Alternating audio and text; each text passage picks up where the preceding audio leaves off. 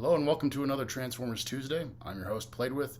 Today is May 4th, 2021, and today we're going to take a look at Airazor. He is from Transformers War for Cybertron Trilogy Kingdom, and I cannot wait to get into this. It's been a while since I've posted a video, and, well, let's take this guy down for just a second, and let me talk to you about that for a minute. As many of you know, here in the United States, we suffered immensely from poor management during COVID last year, and one of the reasons I started making videos was because I was trying to help relieve the stress that I was feeling. Right at the beginning, right around the time that I started considering doing Transformers reviews, I had to watch a friend slowly die of COVID over the course of about a month because her doctors didn't believe it was real. And while I've been trapped inside my house with my wife, then through the fall, we basically did everything we could in order to stay safe, and things got harder and harsher, and then my grandma died of Alzheimer's, and I had to travel back to the Midwest, where I couldn't even hug my little sister because my parents didn't think that it was worth getting her tested after there was an outbreak at her school. Then, come January, I was thinking about coming back and got through my grief with my grandma because I was incredibly close to her, and then my aunt committed suicide after being bullied by anti-maskers and Trump supporters in our family. She called me 2 weeks beforehand, and it was a really incredible talk that I didn't realize was going to lead to her untimely demise. So no more videos after that, and then just a few weeks ago, my favorite uncle died of ataxia, and basically now here we are. So I'm glad to be back. It has been a rough fucking go, and I really hope that anybody who watches this, if you guys are having a hard time, please play with your Transformers. Have more fun. Have as much fucking fun as you can. And with that, I am going to say, buy this fucking figure. It is going to help you. It is going to help you. This guy, he is everything that you wanted out of Beast Wars. He is everything. Everything you wanted out of it. I hate Transformers that turn into animals. To me, it never made fucking sense. I never watched the show. I mean, I'm still dealing with being a little bit immature because of my interests.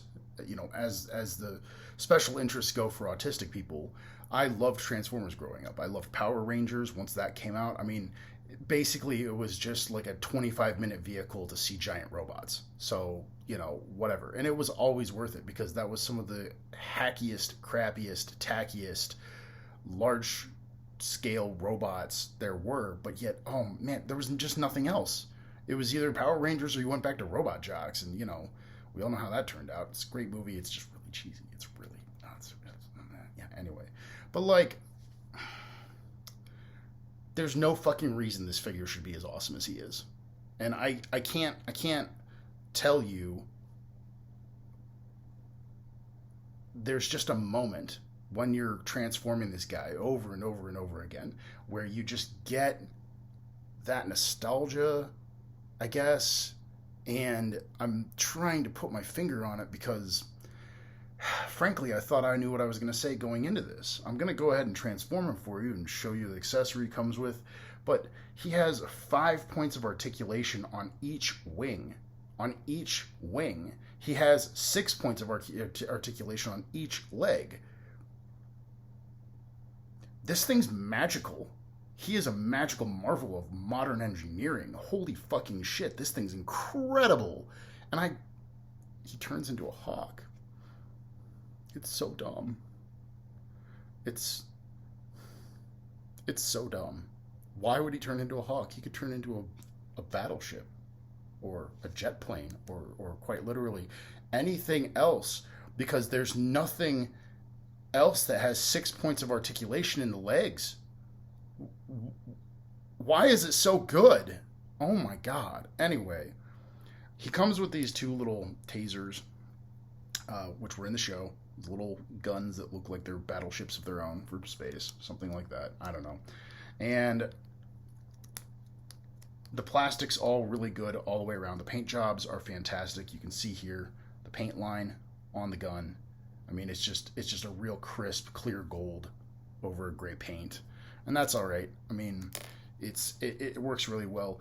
He has, as I had brought up in the RC review, way more 5mm post holes than she did. They're kind of all over, but there's not too many, and you'll see why in just a second, because his alt mode winds up not having nearly any space that you can have those posts stick out and have it still look good. And like, he's not a jet, he's not a battleship, he's not a tank, you know, which makes you kind of wonder what the fucking excuse was with this guy, because he has nothing. Whatever. Anyway, so basically breaking him down, one of the first things that I like to do is give him a little space at the legs, reverse his legs, reverse the feet. Those are 2 steps. And while I'm doing that, might as well show you the articulation for his legs. Feet, heels, knees, swivel, leg swivel, and that swivel. There's a bunch of articulation there. He can pose like a madman. It's great. It's fantastic. And the true delightfulness of that actually doesn't come out until he's in hawk mode. So one of the things you got to watch out for is as you're unpacking the backpack, which is simply the wings just folded over each other. Basically, as you're pushing them out, you can see here that this little articulated point here collapses in, and you can see there's a tiny little notch just right there. And on the other side, you can see why. There's a little tab. So if you fold it, one of the two will always have trouble folding that in. And basically what you do is you get it sandwiched up and then you fold it through. Don't try to force it. You'll crack it. And once you do that, you can already see there's a little bit of stress here on this one. You're gonna lose the wing. You're gonna wind up losing the wing because it's integrated right at the point where the junction is. And if you wind up stressing that too much, it's gonna drop off. I break transformers all the time. I know most of you adult collectors go, "Oh no, you got to get a new one," or something like. I've decided that I am going to let it ride. Anyway, pull out his butt flap. It's got a hard peg inside. The reason why you do that is because when you rotate the waist around, it doesn't have the clearance. And then you just simply pop that back in. Real nice hard lock. Pop the back up. And then from here, his arms can go down, rotate them down, bring them up, bring the arms, the wrists down, bring them up, rotate it down, bring it around. You know, looking at this guy, he's got just fucking wonderful detailing. I mean, it's a great looking robot. It's a great looking alt mode. It's a great package. And for $20, despite the fact that I miss the old days when you could get one for $12, I understand now, because the $12 Beast Wars figures were garbage. And I'm not afraid to say it. They were garbage. There's a reason I didn't get them. We covered this with the Ape Face review. They looked mostly like shiny shampoo had been solidified and turned into a robot transformer. It was disgusting. I didn't like touching it. I didn't like the texture of it. And I recognize that most of you probably don't share that opinion because I have hypersensitivities. I thought most of those figures were gross. The bison that came out, that figure, as cool as he was, it was nasty. Black fur on shampoo colored shoulders. Ugh. Sorry. Anyway, once you get his backpack flipped back, there's going to be a couple of things here you're going to have to pay attention to.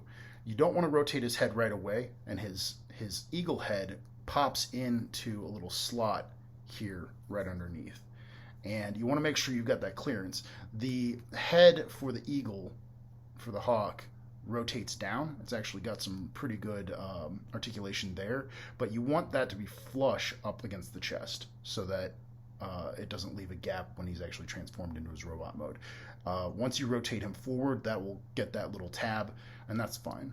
So there's a hinge back here that you want to pop the backpack off of because there's tabs inside of here. Let's see if you can see them. I'm putting the wing in the way. There we go. So there's tabs down in here that you want to respect, and that's why you want to fold it away. And then what you're going to do is you're going to just pull his chest away from him and fold it up. It's on a little swivel hinge inside there. Now, you can put this back down for now, but essentially you want to make sure that you're getting these little yellow guys lined up. It's kind of like with Wolfwire. I don't know if you guys remember him from Titan's Return, but his back pack where the guy sat, where his Titan Master sat, had the same kind of problem. It was a really, really flimsy hinge that was somewhat innocuous, and it was built around a double hinge that would fold in on itself.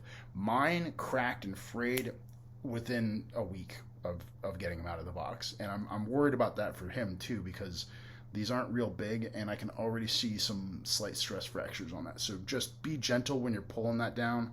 It'll be okay.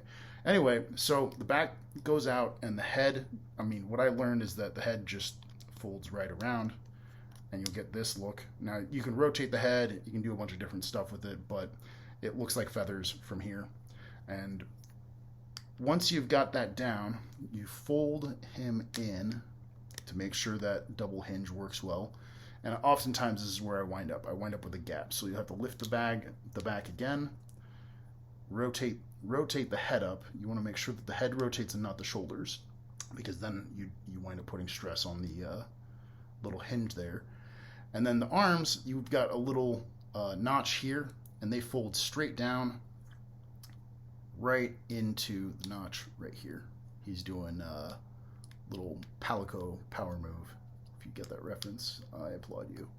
Anyway, so his chest leaves a lot open, and it's rare that that happens. It's not clear cut, squished in there. And the reason for that is because the legs then open, rotate, and plug into themselves, and they basically take up that area. And one of the things that I noticed is that the knee pads right here, these have that's my cat trying to get into the room. He's entirely too smart for himself.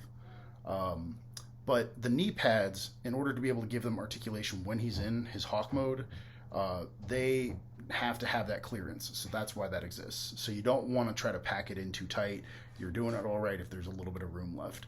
The ankles flip up, and then you do the same thing to the other leg.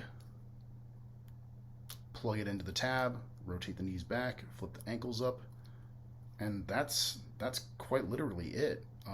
He's done, and it looks fantastic. I mean, there's, from the top, we have that issue where it's like, is it a transformer on top and then a robot underneath? Well, it is not. It is also a hawk underneath. Holy fucking shit. Good fucking job, guys. Men and women of the lab, whoever designed this thing, I congratulate you. Thank you for making it worth my while. And this is where I was talking about the 6 points of articulation being totally fucking awesome in his legs. You can fold him down, and his head knocks down, and he could basically go to a rested position. That's fantastic.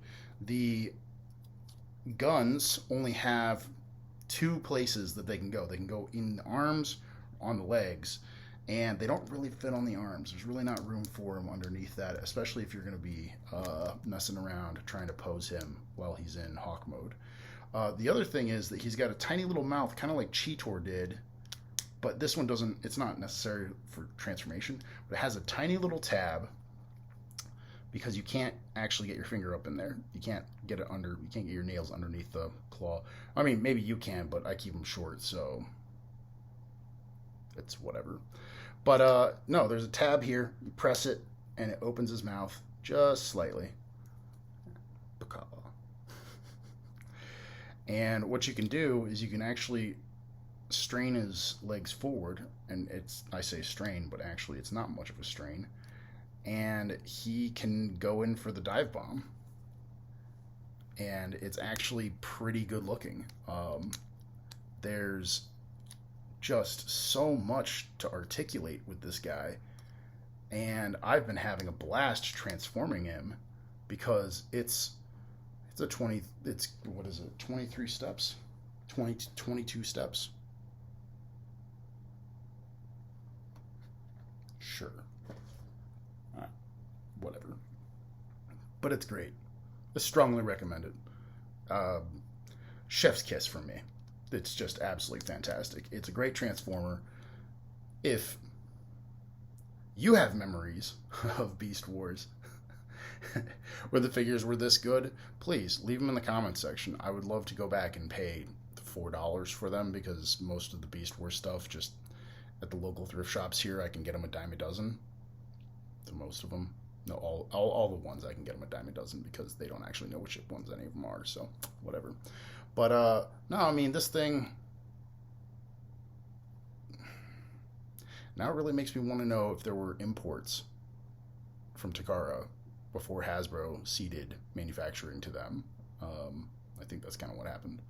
But it makes me really wonder if there's like versions of other Japanese-only releases that were way better than the ones we got, of so many things.